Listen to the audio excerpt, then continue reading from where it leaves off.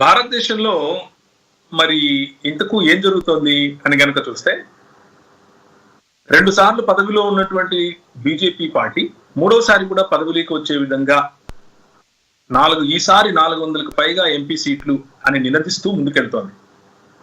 ఇంకొక వైపు ప్రధాన ప్రతిపక్షంగా ఉన్నటువంటి కాంగ్రెస్ పార్టీ అలాగే వాళ్ళందరూ కలిసి ఒక ఇండియా అనేటటువంటి జట్టుగా ఉన్నటువంటి వారు వాళ్ళ అకౌంట్స్, ముఖ్యంగా కాంగ్రెస్ పార్టీ యొక్క బ్యాంక్ అకౌంట్ కూడా సీజ్ అవుతున్నట్లుగా మనకు కనిపిస్తుంది.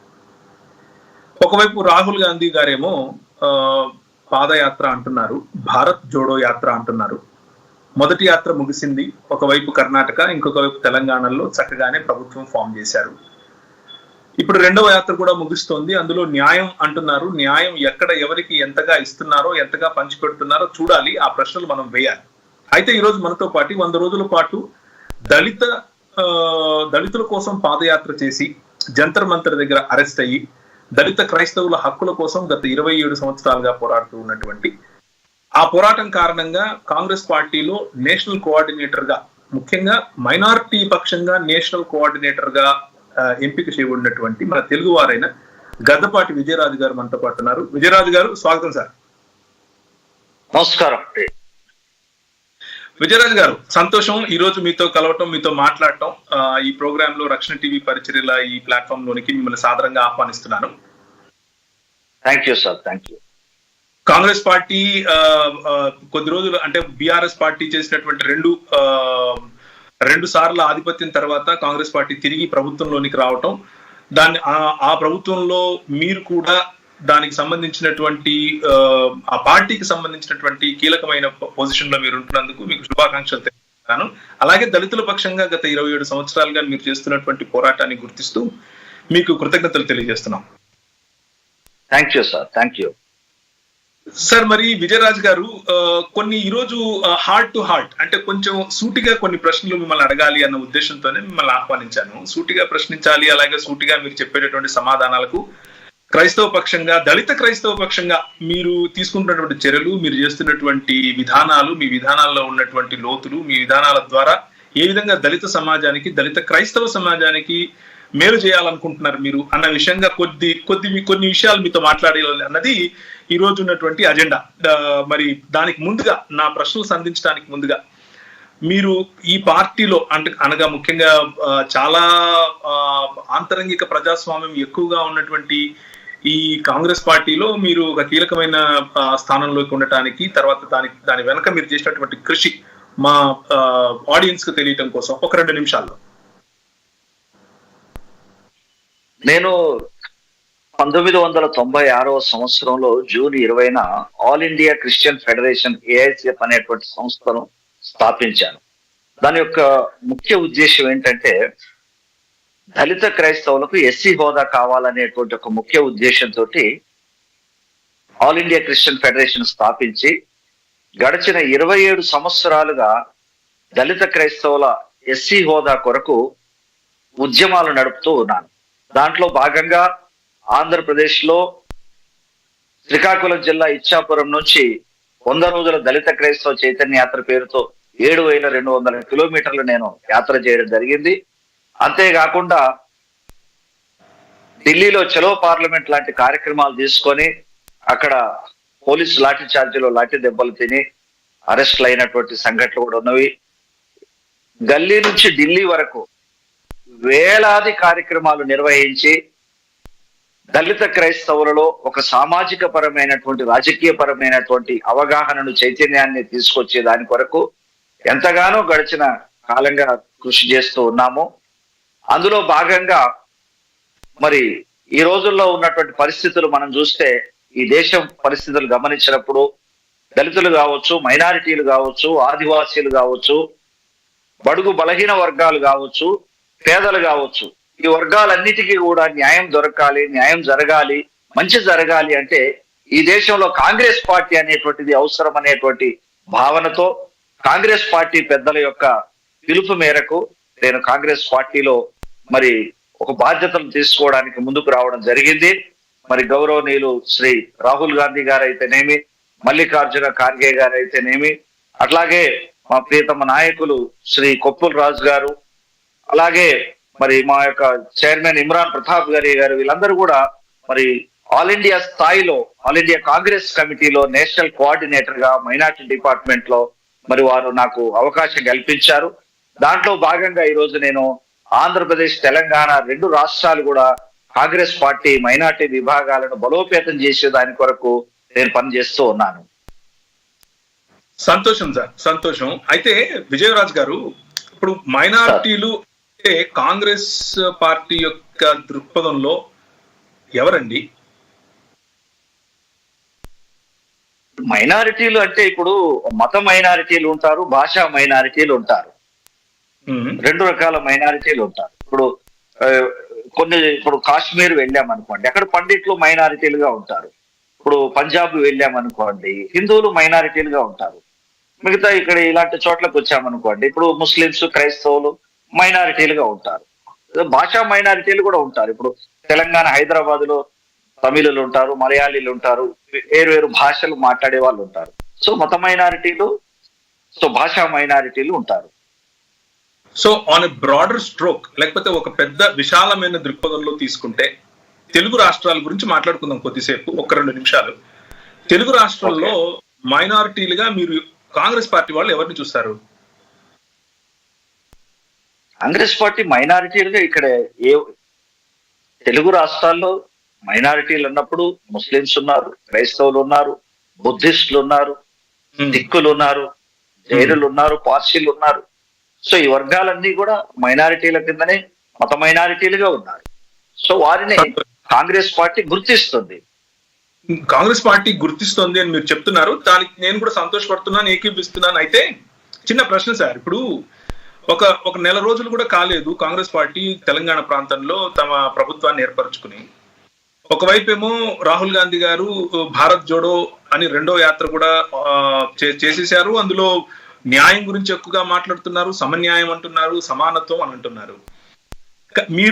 మీరు చూస్తేనేమో ఇంకొక వైపు దళితుల కోసం, దళిత క్రైస్తవుల కోసం 700 పైచులకు కిలోమీటర్లు నడిచాను, 27 సంవత్సరాలు పోరాడుతున్నాను, 7,200 కిలోమీటర్లు 7,200 కిలోమీటర్లు నడిచాను అంటున్నారు. చాలా బాగుంది, మీలాంటి వాళ్ళు నాయకులుగా ఉండటం మాకు సంతోషం. అయితే 1 నెలల క్రితం ప్రభుత్వంలోనికి వచ్చినటువంటి కాంగ్రెస్ పార్టీ హయాంలో, ఇంతకు ముందు బీఆర్ఎస్ పార్టీ యొక్క హయాంలో జరిగిన మొత్తం 9 సంవత్సరాలు లేదా 8.5-9 సంవత్సరాలు జరిగిన దాడులతో పోల్చుకుంటే మొన్న 1 నెల క్రితం వచ్చినటువంటి కాంగ్రెస్ ప్రభుత్వం యొక్క హయాంలో జరిగినటువంటి దాడుల సంఖ్య ఎక్కువేమో ప్రపోర్షనేట్ గా, ప్రో రేటా బేసిస్ కింద అన్నది ఈ రోజు జరుగుతూ ఉన్నటువంటి క్రైస్తవ సమాజంలో జరుగుతున్నటువంటి ఒక ఆలోచన, ఒక డిస్కషన్.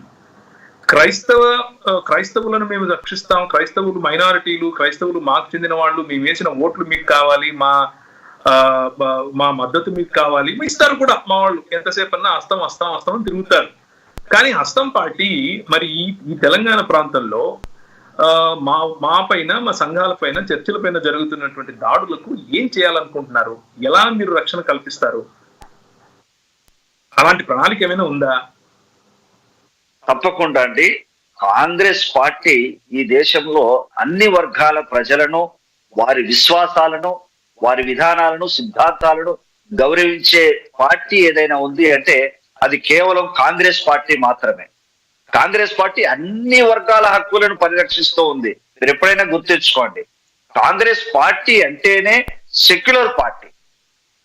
కాంగ్రెస్ పార్టీ అధికారంలోకి వచ్చిన తర్వాత ఈ పార్లమెంట్ ఎన్నికలను దృష్టిలో పెట్టుకొని తెలంగాణలో ఉండబడినటువంటి కొన్ని మతోన్మాద శక్తులు ఇక్కడ అలజడులు సృష్టించి, అశాంతిని రేకెత్తించి, కొన్ని వర్గాల వారిని భయభ్రాంతులకు గురి చేసి పార్లమెంటు ఎన్నికల్లో లబ్ధి పొందాలనేటువంటి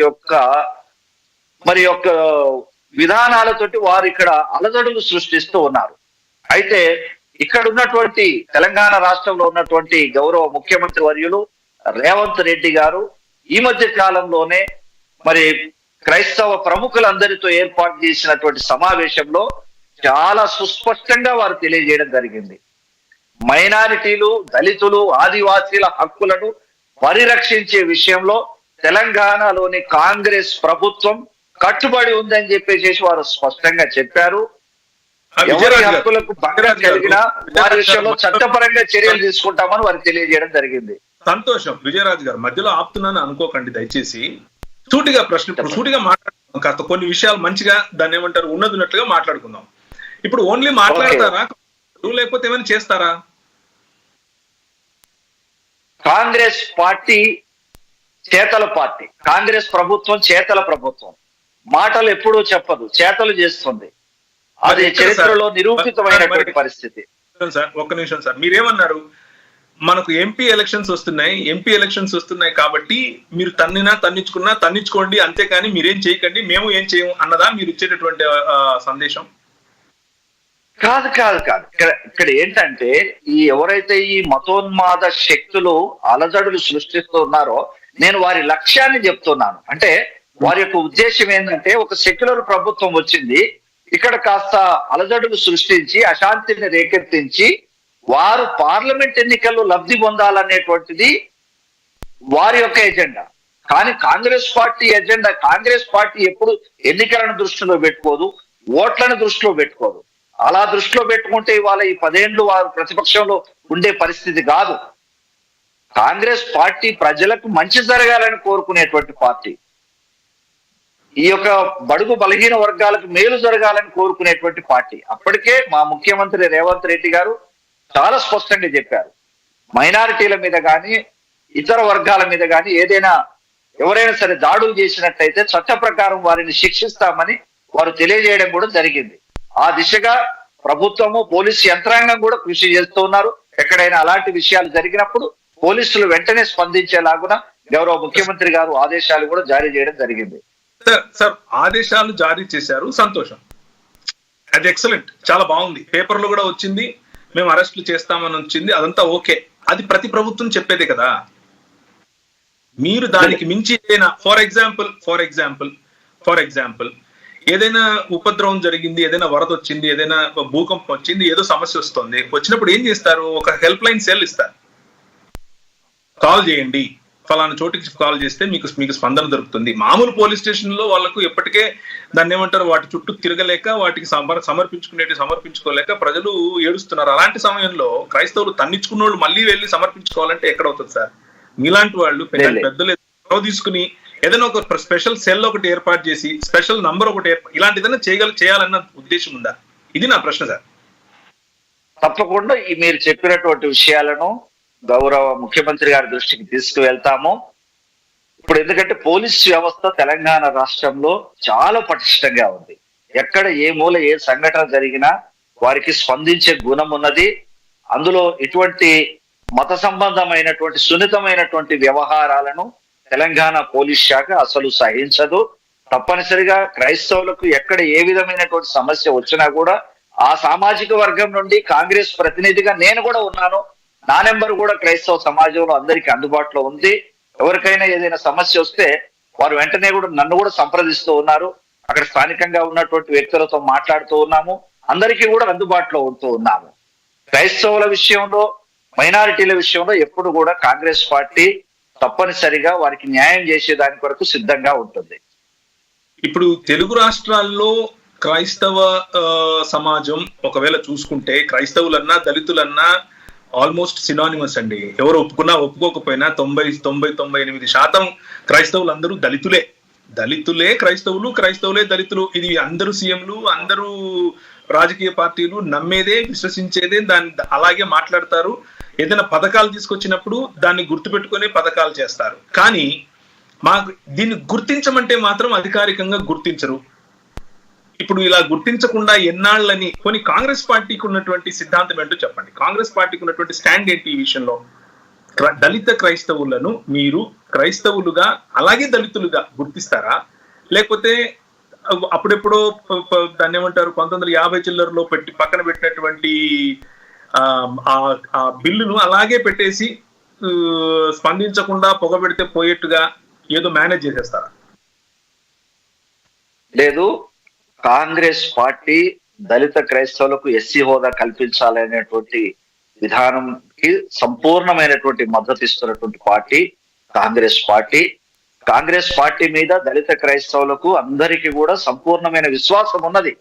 ఈసారి కేంద్రంలో కాంగ్రెస్ పార్టీ అధికారంలోకి వస్తే దళిత క్రైస్తవుల యొక్క అంశానికి శాశ్వతమైనటువంటి పరిష్కారం చూపిస్తారు, తగినటువంటి న్యాయం చేస్తారనేటువంటి విశ్వాసాన్ని ఇవాళ దళిత క్రైస్తవులందరూ కూడా వ్యక్తం చేస్తున్నారు. నేను ఎక్కడ ఏ జిల్లాకి వెళ్ళినా కూడా వాళ్ళందరూ కూడా తెలియజేస్తున్నారు.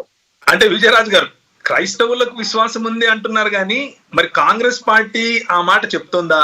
కాంగ్రెస్ పార్టీ అలాంటి భరోసా ఉందా? ఇది నా ప్రశ్న.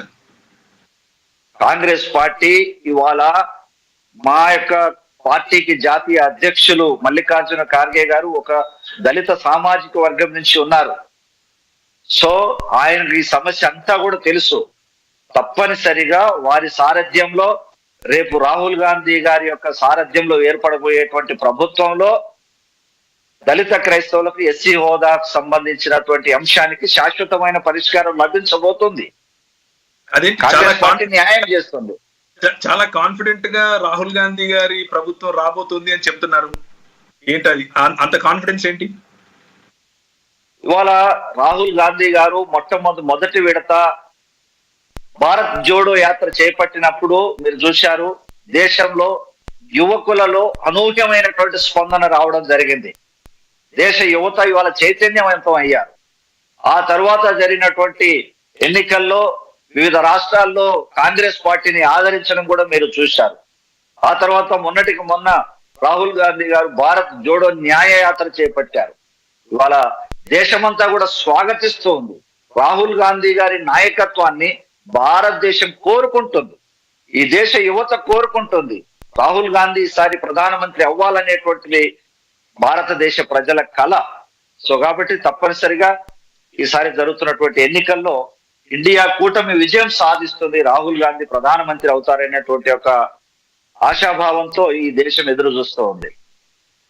సో రాహుల్ గాంధీ గారి ప్రభుత్వం అనగా కాంగ్రెస్ ప్రభుత్వం నూతన కాంగ్రెస్ అని చెప్పచ్చా? దీన్ని న్యూ కాంగ్రెస్ అని పిలవచ్చా? తప్పకుండా. ఎందుకంటే సరికొత్త చరిత్రను సృష్టిస్తూ 2004లో కూడా కాంగ్రెస్ పార్టీ ఇదే పరిస్థితులలో ఉండే. మీరు చూడొచ్చు, కాంగ్రెస్ పార్టీ పని అయిపోయింది అన్నటువంటి పరిస్థితులలో అనూహ్యంగా విజయం సాధించి ఆ రోజు కాంగ్రెస్ పార్టీ యూపీఏ ప్రభుత్వం ఏర్పాటు చేసింది. 2 పర్యాయాలు కాంగ్రెస్ పార్టీ అధికారం చేపట్టడం జరిగింది. 2004 ఏదైతే చరిత్ర ఉందో 2024లో అదే చరిత్రను తిరగరాయబోతున్నా. మిమ్మల్ని ఆపుతున్నానని దయచేసి ఏమనుకోకండి. 2004లో జరిగినటువంటి పరిణామం లేకపోతే అక్కడ ఉన్నటువంటి ట్విస్ట్ వైఎస్ రాజశేఖర రెడ్డి గారు ఉమ్మడి ఆంధ్రప్రదేశ్ నుంచి పంపించినటువంటి ఎంపీల కారణంగా జరిగింది కదా. అది ఆ సిచ్యువేషన్ ఇప్పుడు ఆంధ్రప్రదేశ్ తెలంగాణలో ముఖ్యంగా మీరు దానికి అధ్యక్షులుగా మీరు ఇన్ఛార్జ్ గా ఉంటున్నారు. ఈ మైనారిటీలలో అదే ఊపు అదే కాన్ఫిడెన్స్ మీరు చూస్తున్నారా? ఇప్పుడు ఒకవైపు ఆంధ్రప్రదేశ్ లో చూస్తే ఇప్పుడు మా పరిస్థితి ఏంటి? ఆంధ్రప్రదేశ్ లో సగానికి సగం బంధువర్గం అంతా మా ఆంధ్రప్రదేశ్. వాళ్ళు ఎవరికి వేయాలో ఓటు తెలియనటువంటి పరిస్థితి. అందరూ హస్తమోళ్లే. మొన్నటి వరకు అందరూ హస్తమనే అనేవాళ్ళు. కానీ ఇప్పుడు ఫ్యాన్ కి వేస్తాం అంటారు, లేకపోతే సైకిల్ కి వేయాలో తెలియదు. సైకిల్ కి వేసినా పువ్వుకే వెళ్తుంది, ఫ్యాన్ కి వేసినా పువ్వుకే వెళ్తుంది అని ఇద్దరికి తెలుసు. సో ఇప్పుడు వైఎస్ రాజశేఖర రెడ్డి లాంటి ఆ కరిష్మా ఉన్నటువంటి లేకపోతే మా ఉద్దేశం ప్రకారం క్రైస్తవ సమాజ ఉద్దేశం ప్రకారం దేవుని యందు భయభక్తులు కలిగేటటువంటి వ్యక్తి, క్రైస్తవ నాయకుడు గాను అలాగే ప్రజానాయకుడు గాను అలాగే ఈ మైనారిటీలందరినీ కూడా సెక్యులర్ దిశగా నడిపించేటటువంటి సత్తా ఉన్న వ్యక్తి, సత్తా ఉన్న లీడర్షిప్ ఇప్పుడు మీకు ఈ తెలుగు రాష్ట్రాల్లో లేకపోతే ఇంకే రాష్ట్రంలో అయినా సరే అలాంటి ట్విస్ట్ ఇచ్చే వాళ్ళు ఉన్నారా? మరి మీరు చూడండి, ఆ రోజు ఈ దేశం సోనియా గాంధీ గారి నాయకత్వాన్ని స్వీకరించింది. ఆ రోజు సోనియా గాంధీ గారి సారథ్యంలో కాంగ్రెస్ పార్టీ యూపీఏ కూటమి విజయం సాధించాలని ఆ రోజు ప్రజలు భావించారు, దాన్ని ఆదరించారు. అందులో భాగంగా ఉభయ తెలుగు రాష్ట్రాల్లో రాజశేఖర రెడ్డి గారు చక్కగా దాన్ని అందిపుచ్చుకొని ఇక్కడ ప్రజలను చక్కగా ఆదరించి ఒక మంచి విజయం సాధించడానికి ఆయన కూడా ముందుకొచ్చి పనిచేశారు. ఇవాళ కూడా అదే విధంగా ఈ దేశం రాహుల్ గాంధీ గారి నాయకత్వాన్ని కోరుకుంటుంది. వారి సారథ్యంలో ఇండియా కూటమి అధికారంలోకి రావాలని ఈ దేశం కోరుకుంటుంది. అయితే మీరు అన్నారు రాజశేఖర రెడ్డి గారి లాంటి చరిష్మా ఈరోజు ఆంధ్ర తెలంగాణలో ఉన్నది అంటే, నిజంగా మీరు ఆంధ్రప్రదేశ్ లో చూస్తే రాజశేఖర రెడ్డి గారి కుమార్తె షర్మిల గారిని మీరు ఒకసారి గమనించండి. రాజశేఖర రెడ్డి గారి యొక్క లక్షణాలు పూర్తిగా ఆమెలో ఉన్నవి. ఇవాళ ఆంధ్రప్రదేశ్ లో కాంగ్రెస్ పార్టీకి సారథ్యం వహిస్తున్నటువంటి వ్యక్తి శ్రీమతి షర్మిల గారు. సో షర్మిల గారి నాయకత్వం ఎప్పుడైతే కాంగ్రెస్ పార్టీకి తోడు ఉందో, ఇవాళ అనేక మంది ఎమ్మెల్యేలు కూడా మీరు కాంగ్రెస్ పార్టీలో జాయిన్ అవుతున్నారు. వైఎస్ఆర్సీపీ ఎమ్మెల్యేలు కూడా కాంగ్రెస్ పార్టీలో జాయిన్ అవుతున్నటువంటి పరిస్థితిని మీరు చూస్తూ ఉన్నారు. ప్రజల్లో చాలా మార్పు వచ్చింది. ఇవాళ షర్మిల గారిని చూస్తే అందరూ కూడా రాజశేఖర రెడ్డి గారిని చూసిన విధానంలోనే భావిస్తూ ఉన్నారు. ఆమెను ఆదరిస్తూ ఉన్నారు. ఆమె నాయకత్వాన్ని ఆంధ్రప్రదేశ్ ప్రజలు కోరుకుంటున్నారు. అదే విధంగా మీరు తెలంగాణలో చూస్తే ఇవాళ రేవంత్ రెడ్డి గారి యొక్క నాయకత్వం, వారి సారథ్యం, వారి పేరు చెప్తేనే తెలంగాణ ప్రజలు, తెలంగాణ యువత పులకరించిపోతుంది. అలాంటి యొక్క చైతన్యాన్ని, అలాంటి యొక్క స్ఫూర్తిని నింపినటువంటి వ్యక్తి రేవంత్ రెడ్డి గారు. సో వారి సారథ్యంలో మా లక్ష్యము 14 పైన పార్లమెంటు స్థానాలు తెలంగాణలో గెలవాలనేటువంటి లక్ష్యంతో వాళ్ళ మేము పనిచేస్తూ ఉన్నాం. అదే విధానంలో ఆంధ్రప్రదేశ్ లో కూడా ప్రజలు ఈసారి కాంగ్రెస్ ను ఆదరించడానికి ముందుకు వస్తున్నారు. వారు కూడా సిద్ధపడుతూ ఉన్నారు. అదంతా కూడా ఓటు ద్వారా రేపు బయటపడబోతూ ఉంది. మీరు చూస్తారు ఈ అద్భుత కార్యాన్ని. ఎందుకంటే మీరు కర్ణాటకలో చూశారు. మీరు కర్ణాటకలో కూడా కాంగ్రెస్ పరిస్థితి ఇక్కడ ఏం బాగోలేదండి. ఇక్కడ బీజేపీ, దేవేగౌడ వారిద్దరు కూటమి కలుపుకొని ప్రభుత్వాన్ని ఏర్పాటు చేస్తారనేటువంటి విధానంలో అందరూ మాట్లాడుకున్నారు. కానీ అక్కడ దిగ్విజయంగా సంపూర్ణమైన మెజారిటీతో కర్ణాటకలో కాంగ్రెస్ పార్టీ అధికారంలోకి వచ్చింది. అంతెందుకు తెలంగాణలో కూడా ఇక్కడ కాంగ్రెస్ ఎక్కడ ఉందండి, కాంగ్రెస్ లేనే లేదు, కాంగ్రెస్ పని ఖతమైపోయిందని చెప్పేసి కామెంట్స్ చేశారు. కానీ సంపూర్ణమైన మెజారిటీతో ఇవాళ కాంగ్రెస్ పార్టీ తెలంగాణలో అధికారంలోకి రావడం జరిగింది. ఆంధ్రాలో కూడా అద్భుతం జరుగుతుంది. ఆంధ్రాలో ఉండబడినటువంటి ఆదివాసీలు కావచ్చు, దళితులు కావచ్చు, మైనారిటీలు కావచ్చు, అన్ని వర్గాలలో ఉన్నటువంటి పేదలు కావచ్చు, ఇవాళ వారు ఒకటే కోరుకుంటున్నారు, న్యాయం జరగాలి అంటే కాంగ్రెస్ పార్టీ అధికారంలోకి రావాలి, షర్మిలమ్మ ముఖ్యమంత్రి అవ్వాలని చెప్పేసి ఆంధ్రప్రదేశ్ ప్రజలు ఇవాళ కోరుకుంటున్నారండి. షర్మిలమ్మ నాయకత్వాన్ని ఆంధ్ర ప్రజలు బలపరచబోతూ ఉన్నారు. అద్భుతాలు జరగబోతూ ఉన్నవి ఆంధ్రప్రదేశ్ లో. సంతోషం. అద్భుతాలు జరిగితే అందరికీ సంతోషమే, హర్షణీయమే, స్వాగతించదగిందే. ఆంధ్రప్రదేశ్ ప్రభుత్వము ఒక చట్టం చేసి దళిత క్రైస్తవులుగా ఉన్న వారికి ఎస్సీ హోదా కల్పించాలి అని చెప్పి ఒక చట్టం చేసి దాన్ని రివ్యూ చేయడం కోసం కేంద్రానికి పంపింది అన్నట్లుగా నేను ఒక న్యూస్ చదివాను. మీరు కూడా అలాంటిదే ఒక చట్టం చేసి మమా అనిపిస్తారా తెలంగాణలో, అలాగే ఆంధ్రప్రదేశ్ లో? లేకపోతే దానికి ముందుగా అంటే సెంటర్ నుంచే, కేంద్రం నుంచే మీరేదైనా క్రైస్తవులకు భరోసా ఇస్తారా?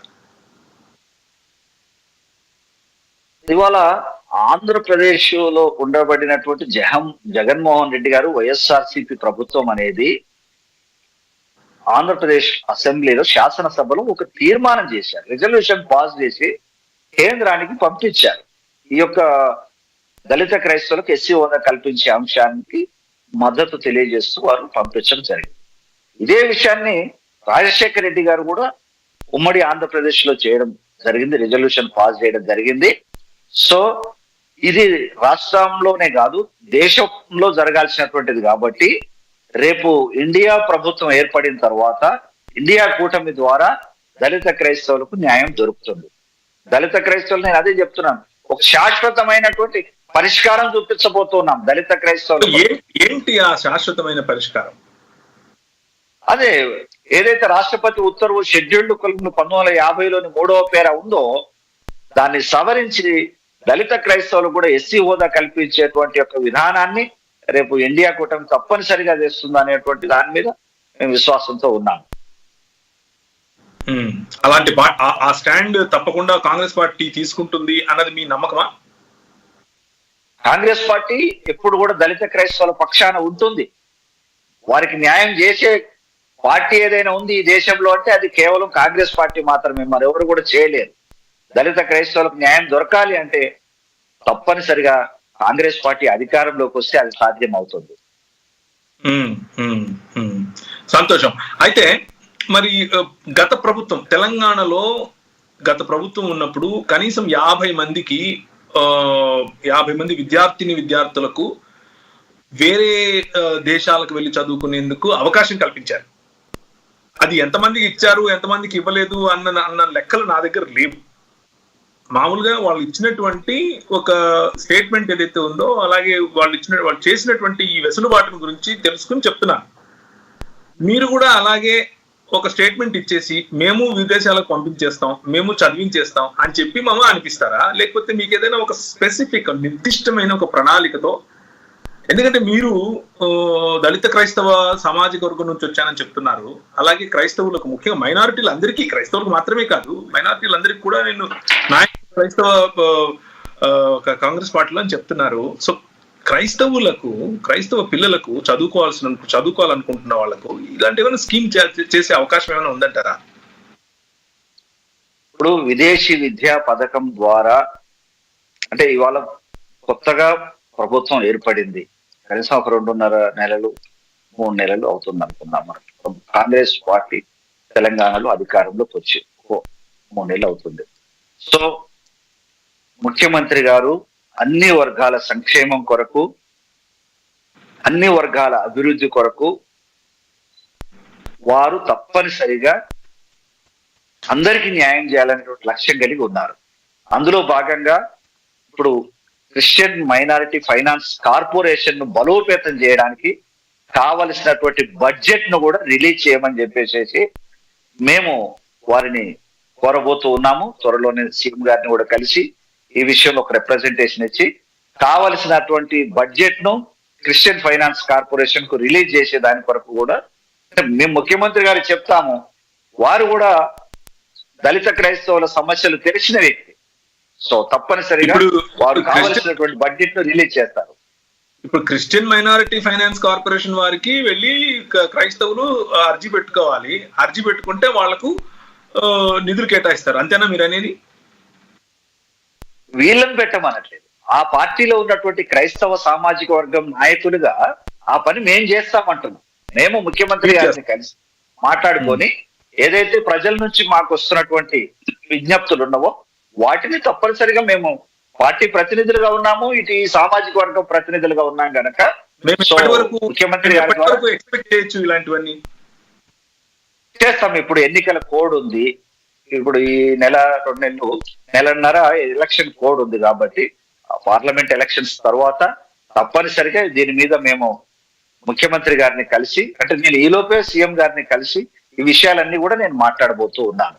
అట్లా ఇప్పుడు క్రిస్టియన్ మైనారిటీకి సంబంధించిన ఫైనాన్షియల్ కార్పొరేషన్ కు ఎవరండి ఇప్పుడు ఇన్ఛార్జి కాదు, దానికి చైర్మన్ ఉంటాడు. ఓకే, నా యొక్క స్నేహితుడు దీపక్ జాన్ గారని, వారు కాంగ్రెస్ పార్టీ సోషల్ మీడియాలో పనిచేశారు.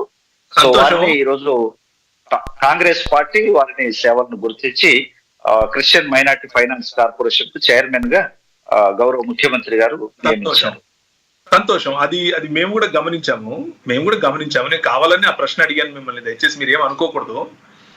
నేను ఎందుకు ఆ ప్రశ్న, ఇప్పుడు ఆయన చేసిన సేవలను గుర్తిస్తూ మీరు దయచేసి ఆయనకు మంచి పదవులు మీరు ఇస్తూ ఉండండి. క్రైస్తవ సమాజంలో ఉన్నటువంటి నాయకులను బలపరచండి, ఆయన్ను గౌరవించండి, ఆయనకు ఇంకా ఉన్నతమైనటువంటి పదవులు ఇవ్వండి, ఇబ్బంది ఏమీ లేదు. కాకపోతే దళిత క్రైస్తవ సామాజిక వర్గం నుంచి వచ్చిన వ్యక్తి ఎవరైనా ఉంటే, దళిత క్రైస్తవ సామాజిక వర్గం నుంచి స్థానికంగా తెలంగాణలో ఉన్నటువంటి వ్యక్తి ఎవరైనా ఉంటే వారిని అప్రోచ్ అవటం, వారితో మాట్లాడటం, వారితో కలిసి పని చేయటం, దళిత క్రైస్తవ సామాజిక వర్గాన్ని అర్థం చేసుకోవటానికి ఆ వ్యక్తిని అప్రోచ్ అవటానికి దళిత క్రైస్తవులకు సులువుగా ఉంటుంది కదా. అలాంటి ఎందుకంటే నేను నా మాట కాదు ఇది, దయచేసి దాన్ని తప్పుగా అర్థం చేసుకోకండి. సోషల్ మీడియాలో వస్తున్నటువంటి అనేకమైన పోస్టులు ఇవి. తెలుగులో తెలంగాణలో ఉండేటటువంటి దళిత క్రైస్తవుల్లో నాయకులే లేరా, మీకు కనబడలేదా అన్నటువంటి ప్రశ్నలు. దానికి సమాధానంగా నేనేం మాట్లాడుతున్నాను అని అంటే, మీరు ఎవరినైతే ఎంపిక చేశారో వారు మంచి మంచి మంచి నాయకులు, వారికి మీరు ఇంకా ఉన్నతమైన స్థానం ఇవ్వండి, ఇంకా కానీ అప్రోచబుల్ గా ఉండటానికి ఒకవేళ స్థానికంగా ఉన్న వాళ్ళని తీసుకుంటే అది ఒకవేళ బలోపేతంగా కాంగ్రెస్ పార్టీకి కూడా పనికొస్తుంది అంటారా అన్న ప్రశ్న అంతే. లేదు అంటే పార్లమెంట్ ఎన్నికల తర్వాత మరిన్ని కార్పొరేషన్స్ పూర్తి చేయడానికి కాంగ్రెస్ ప్రభుత్వం సిద్ధంగా ఉంది. అందులో తప్పనిసరిగా దళిత క్రైస్తవులకు కూడా కొంతమందికి అవకాశం కల్పిస్తారు. ఎందుకంటే కాంగ్రెస్ పార్టీ అంటేనే బడుగు బలహీన వర్గాలను నాయకులుగా తయారు చేసే పార్టీ. ఆ వర్గాలకు గుర్తింపునిచ్చేటువంటి పార్టీ ఏదైనా ఉందంటే కాంగ్రెస్ పార్టీ. తప్పనిసరిగా దళిత క్రైస్తవులు. విజయరాజు గారు బాగుంది, మీరు కాంగ్రెస్ పార్టీ అంటేనే క్రైస్తవులకు మైనారిటీలకు అంటున్నారు. నేను సింపుల్ గా ఒక లెక్క అడుగుతాను మిమ్మల్ని, సింపుల్ గా, చాలా నాకు తెలిసినంత చాలా చిన్న లెక్క అడుగుతాను. నామినేటెడ్ పోస్టులు తెలంగాణలో ఎన్నున్నాయి? ఉదాహరణకు వక్ఫ్ బోర్డు, ఉర్దూ అకాడమీ వగేరా వగేరా. మా ముస్లిం సహోదరులు మా మైనారిటీలో పెద్ద మైనారిటీలుగా ఒకవేళ పార్టీలు చూస్తే వాళ్ళను ఓట్లు ఎక్కువ ఉన్నాయి కాబట్టి వారికి ఇవ్వాల్సినటువంటి ఒక ఎమ్మెల్సీతో సహా అందరినీ ఇచ్చేశారు కదా. ఏమైనా మిగిలాయా? అవి కాకుండా మైనారిటీ కానటువంటి జనరల్ పదవులు కూడా 3 ఇచ్చారు కదా. క్రైస్తవుల్లో ఒక్కరు దొరకలేదు సార్ మీకు? ఒక్కరు దొరకలేదు ఇక్కడ. అంటే మీరు అలా అనుకోకూడదు. ఎందుకంటే 1 by 1 కార్పొరేషన్ చైర్మన్స్ 1 by 1 వాళ్ళు పూర్తి చేస్తూ వస్తున్నారు. నామినేటెడ్ పోస్టుల్లో కనీసం మమ అనిపించుకునేందుకన్నా కనీసం ఇతర ప్రభుత్వాలు చేస్తూ ఉంటే, మన ప్రభుత్వం ఏ ప్రభుత్వానికైతే అస్తం మంది అని మా వాళ్ళందరూ ఎగబడి వేశారో ఓట్లు, వాళ్ళని గుర్తించరా? తప్పనిసరిగా గుర్తిస్తారండి. తప్పనిసరిగా కాంగ్రెస్ పార్టీ ఈ వర్గాలకు ఆదరణ కలిగించేటువంటి పార్టీ. 100కు 100% పార్లమెంట్ ఎన్నికల తర్వాత ఈ వర్గాల్లో నుంచి కూడా, అంటే మీరు అన్నటువంటి దళిత క్రైస్తవ వర్గాల్లో నుంచి కూడా కొంతమందికి కార్పొరేషన్స్ లో తప్పనిసరిగా చైర్మన్స్ ను ముఖ్యమంత్రి గారు అవకాశం కల్పిస్తారు. ఎందుకంటే వారికి కూడా తెలుసు తెలంగాణ అంటే దళిత క్రైస్తవులే, 99% క్రైస్తవులు అంటే దళితులే. సో కాబట్టి ఆ వర్గాల్లో నుంచి న్యాయం చేయాలి, ఇవ్వాలనేటువంటిది ముఖ్యమంత్రి గారికి కూడా ఉంటుంది. మేము ఆ విషయాన్ని కూడా మేము వారి దృష్టికి తీసుకెళ్తాము.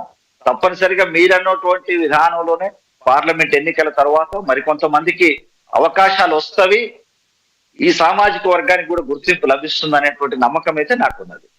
ఇప్పుడు నామినేటెడ్ స్థానాలు పంచాయతీ మొదలుకొని, జిల్లా పరిషత్ మొదలుకొని, మండల ప్రజా పరిషత్ మొదలుకొని పైన ఎమ్మెల్సీ వరకు ఎన్ని ఉన్నాయి సార్? ఇన్ని వాటిల్లో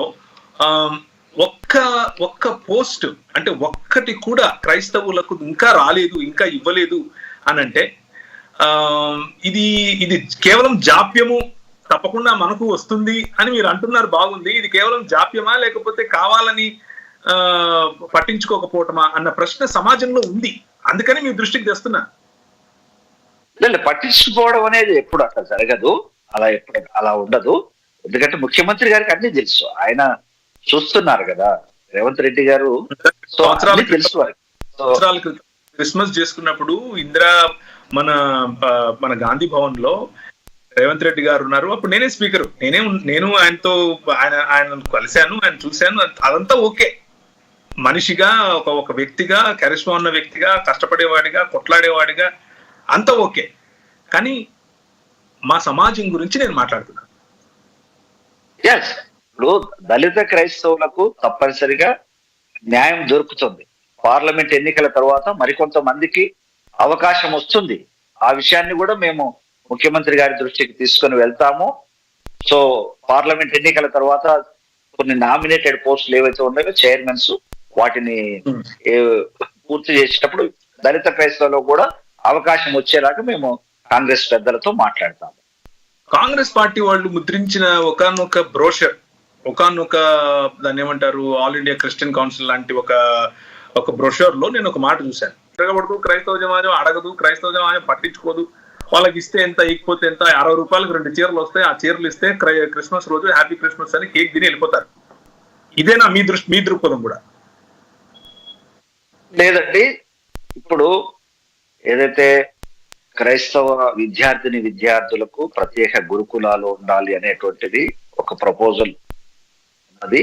సో దాన్ని కూడా మేము ముఖ్యమంత్రి గారి దృష్టికి, ప్రభుత్వం దృష్టి తీసుకొని వెళ్తాము. అది కూడా మేము మాట్లాడతాము. అయితే మీరు అన్నట్లు క్రైస్తవ భవన్ అనేటువంటిది ఒకటి ఉండే ఇక్కడ నిర్మించడానికి. గతంలో ఉన్నటువంటి టిఆర్ఎస్ అంటే బిఆర్ఎస్ మారినటువంటి పార్టీ ఇక్కడ ఒక 10 సంవత్సరాలు రూలింగ్ లో ఉన్నప్పుడు మొదట మహేంద్ర హిల్స్ లో క్రైస్తవ భవన్ ఏర్పాటు చేస్తామని చెప్పారు. మహేంద్ర హిల్స్ లో తర్వాత అక్కడి నుంచి తీసుకెళ్లిపోయి అటు కోకాపేట అటు సైడ్ తీసుకొని వెళ్ళారు. అక్కడ కడతామని చెప్పారు. మళ్ళీ అక్కడి నుంచి తీసుకొచ్చేసేసి ఉప్పల్ భగాయత్లో కడతామని చెప్పేశారు. అక్కడా లేదు. సో ఏదైతే శంకుస్థాపన చేశారో, శిలాఫలకం వేశారో, తీరా మేము అక్కడ వెళ్ళి చూస్తే శిలాఫలకం కూడా లేదు. సో అలాంటి పరిస్థితి గత ప్రభుత్వం ఉంది.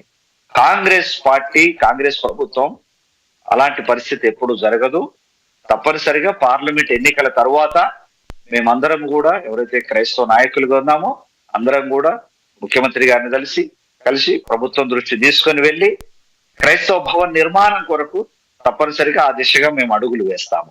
కాంగ్రెస్ పార్టీ న్యాయం చేస్తుంది. కాంగ్రెస్ ప్రభుత్వ హయాంలోనే క్రైస్తవ భవన్ నిర్మాణం అనేటువంటిది జరుగుతుంది. చూద్దాం సార్, మేము స్వాగతిస్తున్నాము. ఒకవేళ అది కనుక జరిగితే కొంచెం స్పెక్టికల్ గానే, కొంచెం స్కెప్టికల్ గానే జరుగుతుంది. మీరు చూడండి, కొంచెం స్కెప్టికల్ గానే అంగీకరిస్తున్నాను. ఎందుకంటే ప్రతి ప్రభుత్వం వస్తుంది, చేస్తామని చెప్తుంది. ఎందుకంటే క్రైస్తవ సమాజంలో ఉన్న వాళ్ళు దాన్ని ఏమంటారు, అంతగా పోరాడే టైప్ కాదు, అంతగా నిలదీసే టైప్ కాదు. కాబట్టి సరే అనేసి వెళ్ళిపోతుంటాం. ఒక చాలా చాలా ముఖ్యమైన విషయం, మిమ్మల్ని కంగ్రాచులేట్ చేయడానికి, మిమ్మల్ని అభినందించడానికి, మీ పార్టీని అభినందించడానికి ఒక మాట నేను చెప్పదలుచుకున్నాను ఈ సందర్భంగా. మొత్తం భారతదేశంలో మణిపూర్ సంఘటన జరిగినప్పుడు, మళ్ళీ చెప్తున్నాను, శ్రోతలు వినేవాళ్ళు కూడా వినాలి దయచేసి, మొత్తం భారతదేశంలో మణిపూర్ సంఘటన జరిగినప్పుడు అందరూ నోటికి కుట్లేసుకుని ఐసు గడ్డలు పెట్టుకుంటే ఒక్క రాహుల్ గాంధీ గారు మాత్రమే, అంటే నేషనల్ లెవెల్ లీడర్ గా ఉన్నటువంటి వ్యక్తి, ఆయన మాట్లాడితే సర్వదేశం వింటుంది అని తెలిసినటువంటి వ్యక్తి, ఆయన మాత్రమే మా సమాజం గురించి పట్టించుకున్నాడు. ఆయన మాత్రమే వెళ్ళాడు, విజిట్ చేశాడు, అక్కడ ఉన్నాడు, వారితో తిన్నాడు, ఏడ్చాడు, వాళ్ళ సమస్యను విన్నాడు, వచ్చి అన్నాడు 3 రోజులు మా మిలిటరీకి టైం ఇస్తే వీళ్ళని తీసి అవతల పారేస్తుంది అని కూడా చెప్పాడు. భారతదేశంలో ఇంతమంది ముఖ్యమంత్రులు ఉన్నారు. ఈ ముఖ్యమంత్రులకు నోళ్లు కుట్టేసినట్లుగా ఆ రోజుల్లో కేవలం కొంతమంది ట్విట్టర్లు పెట్టేసి ఇంట్లో వెళ్ళిపోయి తడిగుడ్డేసుకొని పడుకున్నారు. మా సమాజం అంటే, క్రైస్తవ సమాజం అంటే ఎందుకు ఇంత చిన్న చూపు? నంబర్ 1. నంబర్ 2, ఇప్పుడున్నటువంటి క్రైస్తవ సమాజానికి ఇప్పుడున్నటువంటి ముఖ్యమంత్రిగా గౌరవనీయులు రీసెంట్ గా ఎన్నికైనటువంటి ముఖ్యమంత్రి గారు అలా ఇంతకుముందు ముఖ్యమంత్రి లేకపోతే ఇంతకుముందు ఉన్నటువంటి పార్టీల లాగానే క్రైస్తవులకు ఏమైనా జరిగితే నోటికి కుట్లేసుకున్నట్లుగా ఉంటారా? లేకపోతే రాహుల్ గాంధీ గారిని పోలి ముందుకొచ్చి మాట్లాడి మీడియా ముందు మాకున్నటువంటి సమస్యలు తీరుస్తారా? ఇది ఒక ఆందోళన. ఇది కేవలం ఏదో ప్రశ్నించడం కోసం ప్రశ్నిస్తున్నాను అనకండి. మిమ్మల్ని అభినందిస్తూ మీ పార్టీ మా పట్ల, మీ పార్టీ నాయకుడు క్రైస్తవుల పట్ల ముందుకొచ్చి అదే ఆయన బాధ్యత కూడా. అదే ఆయన మాట్లాడినందుకు మేమేదో పొంగిపోయి మాట చెప్పట్లేదు. అది ఆయన బాధ్యత ఆయన చేశాడు అని గుర్తిస్తూ ఇప్పుడున్న మిగిలిన నాయకులు అదే మార్గంలో వెళ్తారా వెళ్ళరా అన్న ఆందోళనతో మిమ్మల్ని అడుగుతున్నాను. ఏంటి ఇప్పుడున్నటువంటి కాంగ్రెస్ పరిస్థితి? మేము క్రైస్తవులు, దళిత క్రైస్తవులు ముఖ్యంగా అసలు మీ వెంట ఎందుకు నడవాలి? ఇవాళ మీరు చాలా సంతోషం, మణిపూర్ లాంటి రాష్ట్రంలో అక్కడ ఉన్నటువంటి ఆదివాసీ క్రైస్తవుల మీద దాడులు జరిగి, హింసాత్మకమైనటువంటి సంఘటనలు జరిగి, వందలాది చర్చిలను తగలబెట్టేశారు, వందలాది మందిని నరికి చంపేశారు, అనేక మంది స్త్రీలను 2 రోడ్ల మీద నగ్నంగా ఊరేగించి సామూహికమైనటువంటి అత్యాచారాలు చేశారు. ఈ రోజుకు కూడా వేలాది మంది ఆదివాసీ క్రైస్తవులు అడవుల బాట పట్టిపోయి చెట్టుకొకరు పుట్టకొకరుగా బ్రతుకుతున్నారు. తినేదాని కొరకు సరైన తిండి లేదు, కట్టుకునే దాని కొరకు సరైన బట్ట లేదు. వారి జీవన స్థితి చాలా దుఃఖకరంగా ఉన్నటువంటి పరిస్థితి. అటువంటి సమయంలో మణిపూర్లో హింస జరుగుతున్నప్పుడు ఆ రాష్ట్రంలో ఉన్నటువంటి బీజేపీ రాష్ట్ర ప్రభుత్వము ఈ వార్తలు న్యూస్ ఛానల్స్ లో రాకుండా కేబుల్స్ అన్ని ఆఫ్ చేసేశారు. అట్లాగే ఇంటర్నెట్ వ్యవస్థను ఆఫ్ చేసినప్పుడు రాహుల్ గాంధీ గారికి ఈ విషయం తెలిసి మొట్టమొదట ఈ దేశంలో రాహుల్ గాంధీ గారు మణిపూర్ లో ఉన్నటువంటి ఆదివాసీ క్రైస్తవులకు అండగా బయలుదేరి వెళ్ళినటువంటి వ్యక్తి శ్రీ రాహుల్ గాంధీ గారు. మీరు గుర్తుపెట్టుకోండి, భారతదేశంలో రాహుల్ గాంధీ గారి లాంటి ఉత్తమమైనటువంటి నాయకుడు లేడు. మంచి మనసున్న నాయకుడు రాహుల్ గాంధీ గారు. ఆ రోజు అక్కడ ఆయన మీద కేసుల కొరకు ఆయన భయపడలేదు, ఆయన మీద దాడులు చేస్తామంటే కూడా భయపడలేదు. నేను ఆ ప్రజలకు అండగా ఉండాలనేటువంటి ఒక ఇదితో మానవత్వంతో ఆయన ఆ రోజు మణిపూర్ను సందర్శించి బాధితులను పరామర్శించినటువంటి పరిస్థితులు మనం చూశాం. అంతేకాదు రెండవసారి భారత్ జోడో న్యాయ యాత్ర ఆయన రీసెంట్ గా చేపట్టినప్పుడు ఆ భారత్ జోడో న్యాయ యాత్రను కూడా మణిపూర్ రాష్ట్రం నుంచి ఆయన ప్రారంభించారు. సో మణిపూర్ లో ఉన్నటువంటి ఆదివాసీ క్రైస్తవులకు అండగా ఉన్నటువంటి ఒకే ఒక్క నాయకుడు శ్రీ రాహుల్ గాంధీ గారు. మనం చూస్తూ ఉన్నాం ఇవాళ భారతదేశ ప్రధానమంత్రి శ్రీ నరేంద్ర మోడీ గారు. ఇవాళ వారు ఎన్ని వేషాలు వేస్తూ ఉన్నారో మనం చూస్తూ ఉన్నాం, ఎన్ని డ్రామాలు చేస్తూ ఉన్నారో మనం చూస్తూ ఉన్నాం. కానీ కనీసం మణిపూర్ వైపు కన్నెత్తి చూసేటువంటి పరిస్థితి కూడా లేదు. అక్కడ ఉన్నటువంటి ఆడపిల్లల మీద సామూహిక అత్యాచారాలు జరుగుతుంటే కనీసము వాటిని ఖండించే తీరిక కూడా ఆయనకు లేనటువంటి పరిస్థితి మనం చూస్తూ ఉన్నాం. పూర్తిగా మణిపూర్ను ఆయన కళ్ళు మూసుకొని ఆ దిశగా కూడా చూడట్లేదు. అటువంటి పరిస్థితులలో వారి జీవితాల్లో వెలుగులు నింపాలి, వారి జీవితాల్లో వారికి ఆదరణ కలిగించాలని చెప్పేసి రాహుల్ గాంధీ గారు మాత్రమే ఈ దేశంలో ప్రయత్నించారు. మీరు చూడండి, పార్లమెంట్ ఎన్నికల తరువాత ఈ దేశంలో ఇండియా కూటమి అధికారంలోకి వచ్చిన వెంటనే మణిపూర్ లో శాంతియుతమైనటువంటి వాతావరణాన్ని ఏర్పాటు చేయడానికి కాంగ్రెస్ పార్టీ కృషి చేస్తుంది. అంతేకాదు భారతదేశంలో ఎక్కడ కూడా ఇలాంటి సంఘటనలు జరగకుండా, క్రిమినల్ వైలెన్స్ అనేటువంటి జరగకుండా వాటిని నివారించే దాని కొరకు ప్రత్యేకమైనటువంటి చట్టం కూడా తీసుకొచ్చి దేశంలో ఏ మారుమూల ఏ ప్రాంతంలో కూడా ఎవరికి ఏ విధమైనటువంటి ఇలాంటి హింసలు, మతపరమైనటువంటి హింసలు జరగకుండా అడ్డుకునే దాని కొరకు కాంగ్రెస్ పార్టీ కృషి చేస్తూ ఉంది. సో నేను ఒకటే ఈ తెలుగు రాష్ట్రాల్లో ఉండబడినటువంటి 2 తెలుగు రాష్ట్రాల్లో ఉండబడినటువంటి దళిత క్రైస్తవులకు, మైనారిటీలకు, ఆదివాసీలకు నేను ఒకటే విజ్ఞప్తి చేస్తున్నాను. మీరు గుర్తు పెట్టుకోండి, మణిపూర్ లాంటి సంఘటనలు జరిగితే కొన్ని రాష్ట్రాల ముఖ్యమంత్రులు, ఇవాళ స్టాలిన్ గారు, తమిళనాడు ముఖ్యమంత్రి స్టాలిన్ గారు కావచ్చు, అలాగే కేరళ ముఖ్యమంత్రి గారు కావచ్చు, ఢిల్లీ ముఖ్యమంత్రి గారు కావచ్చు, పశ్చిమ బెంగాల్ ముఖ్యమంత్రి గారు కావచ్చు, వారు అందరూ కూడా దీనిని మానవతా హృదయంతో ఖండించారు. కానీ మనమున్న రాష్ట్రాల్లో తెలంగాణ, ఆంధ్రప్రదేశ్ 2 రాష్ట్రాలు ఆ రోజు ఇక్కడ బిఆర్ఎస్ కేసీఆర్ గారు అధికారంలో ఉన్నారు, అక్కడ ఆంధ్రప్రదేశ్ లో శ్రీ వైఎస్ జగన్మోహన్ రెడ్డి గారు అధికారంలో ఉన్నారు. ఆ 2 పార్టీల నాయకులు మాత్రం మౌనంగా ఉండిపోయారు.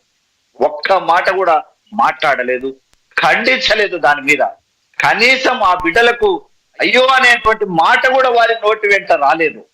మీరు ఒకసారి అర్థం చేసుకోండి, ఇవాళ ఆదివాసీ క్రైస్తవులు అక్కడ బాధలు అనుభవిస్తే వారికి అండగా ఉన్నది కాంగ్రెస్ పార్టీ మాత్రమే, మా యొక్క పార్టీ నాయకుడు రాహుల్ గాంధీ గారు మాత్రమే. సో మీరు రాబోయేటువంటి 2024లో ఇప్పుడు వచ్చే పార్లమెంట్ ఎన్నికల్లో మీరు ఈ విషయాన్ని ఒకసారి దృష్టిలో పెట్టుకోవాలి. మీరు దృష్టిలో పెట్టుకోవాలి, తెలుగు రాష్ట్రాల ప్రజలు మీరు దృష్టిలో పెట్టుకోవాలి. క్రైస్తవులకు ఏదైనా జరిగితే అండదండగా ఉండేది రాహుల్ గాంధీ గారు, కాంగ్రెస్ పార్టీ. ఆ విషయాన్ని మీరు గుర్తుపెట్టుకొని మీరు ఓటు వేసేటప్పుడు ఆ విషయాన్ని మీరు గుర్తుపెట్టుకోవాల్సినటువంటి అవసరం మాత్రం ఉందనేటువంటిది మీరు మర్చిపోకూడదు. దయచేసి జగన్మోహన్ రెడ్డి గారు కనీసం ఒక మాట మాట్లాడలేకపోయారండి, ఒక సానుభూతి చూపించలేకపోయారు. ఓటు విషయానికి వస్తే మాత్రము మేము క్రైస్తవులమని చెప్తూ ఉంటారు. ఇవాళ వారి యొక్క మేనత్త గారిని ఆంధ్రప్రదేశ్ రాష్ట్రం అంతా తిప్పుతూ ఉన్నారు ఆమెను. క్రైస్తవులు పాస్టర్స్ మీటింగ్స్ పెడుతూ వారందరికీ ప్రలోభాలు ఆశ చూపిస్తూ వారందరినీ తప్పుదారు పట్టించే దాని కొరకు అని చెప్పేసి ఇవాళ తిప్పుతా ఉన్నారు. కానీ మరి మణిపూర్ విషయంలో ఒక చిన్న మాట ఎందుకు మాట్లాడలేకపోయారు ఒక్కసారి మీరు అర్థం చేసుకోండి. మన కష్టం వచ్చినప్పుడు, మన బాధ వచ్చినప్పుడు మన పక్షాన నిలబడినటువంటి వ్యక్తి, మన పక్షాన కొట్లాడేటువంటి వ్యక్తి రాహుల్ గాంధీ గారు ఒక్కరే అనేటువంటిది మాత్రం మీరు ఎప్పుడు కూడా మర్చిపోకూడదు. జగన్మోహన్ రెడ్డి గారు, వారి మేనత్త గారు, వారి కుటుంబ సభ్యులందరూ కూడా అక్కడ ఎవరైతే ఇవాళ వైఎస్ఆర్సీపీకి ఓటేయమని చెప్పేసి మరి ప్రార్థనా కూడికలు, పాస్టర్ల కూడికలను తిరుగుతున్నారో వారందరినీ కూడా మీరు ఆ మీటింగుల్లో నిలదీయాల్సినటువంటి అవసరం ఉన్నది. వాళ్ళ మణిపూర్ లాంటి సంఘటనలు చూసినప్పుడు రాహుల్ గాంధీ గారు మరి ఏ విధంగా అయితే స్పందించాడో ఆ స్పందనను చూసి శ్రీమతి షర్మిలమ్మ గారు ఆమె అయ్యో ఇలాంటి నాయకుడికి నేను కూడా తోడుండాలని చెప్పేసి ఆమె కాంగ్రెస్ పార్టీలో జాయిన్ అయ్యారు. ఇలాంటి నాయకుడే అవసరం అని చెప్పేసి ఆమె మాట్లాడారు. మరి అదే మాట జగన్మోహన్ రెడ్డి గారు ఎందుకు మాట్లాడరు, ఎందుకు ఖండించరు? ఇవాళకి కూడా ఆయన ఈ సంఘటనలు ఖండించడం లేదు, ఇవాళకి కూడా ఆయన ఈ విషయంలో నోరు మెదపటం లేదు. అది మీరు ఒకసారి గమనించాలి.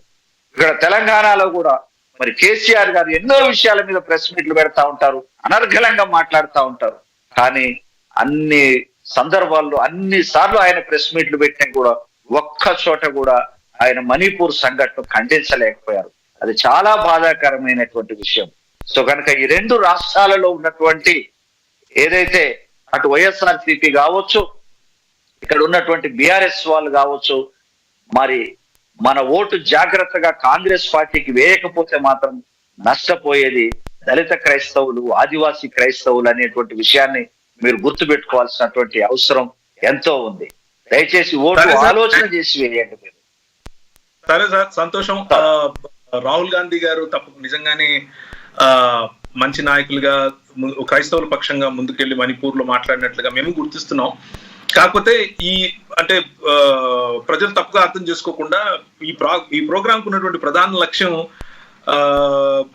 అంటే ఒకవైపు రాహుల్ గాంధీ గారిని గుర్తిస్తూనే ఈ ప్రోగ్రామ్ కున్న ప్రధాన లక్ష్యం తెలంగాణలో క్రైస్తవులు ఓటేసి గెలిపించుకున్న కాంగ్రెస్ పార్టీ ఏం చేయబోతోంది అని అడగటం. అలాగే ఒకవేళ రేపు కాంగ్రెస్ పార్టీ కనుక ప్రధానమంత్రిగా రాహుల్ గాంధీ గారు అయితే దళిత క్రైస్తవులకు ఏం చేయబోతున్నారు అని అడగటం. సో దాని గురించినటువంటి ప్రశ్నలు అనేక మీతో మాట్లాడాం. దానికి సరైనటువంటి సమాధానాలు దయచేసి ఒక మాట మీరు గమనించండి. చెప్పండి. ఇవాళ